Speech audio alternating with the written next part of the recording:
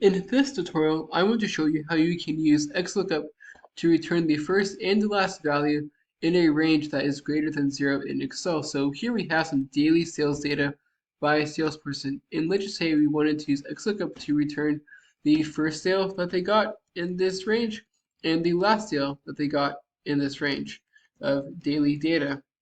To do this using XLOOKUP, we're going to do first equals XLOOKUP, open parentheses, and our lookup value is going to be true.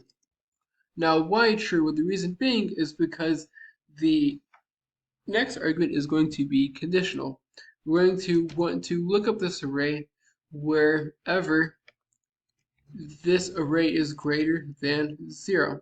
Now, note you can kind of tweak the greater than logic to be whatever you need it to be, whether it be greater than or equal to, or not equal to, for example. But for this use case, it's going to greater than 0, which is going to return a bunch of trues and falses.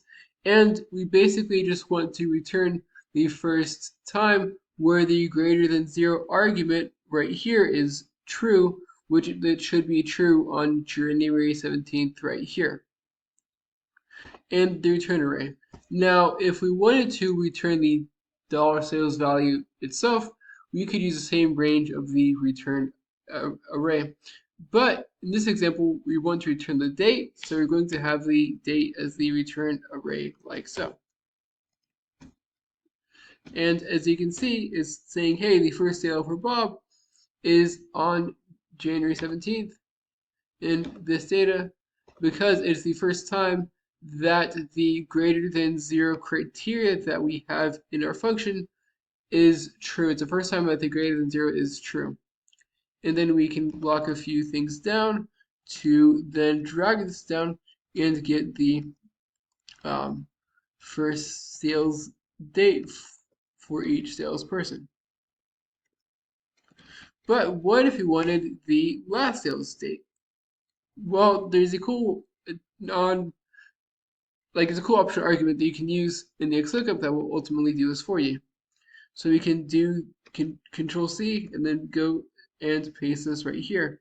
And in XLOOKUP, one of the arguments that we can use, which is optional, as you can tell by it being brackets of the function will work without this, is the search mode.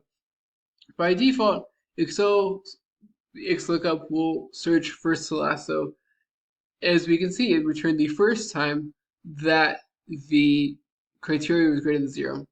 But we can type -1 and it will return now the last time that the value is greater than 0. As you can see, the last sale is on May 19th, 2026, which is the last time that this range was greater than 0. And we can copy and paste this down.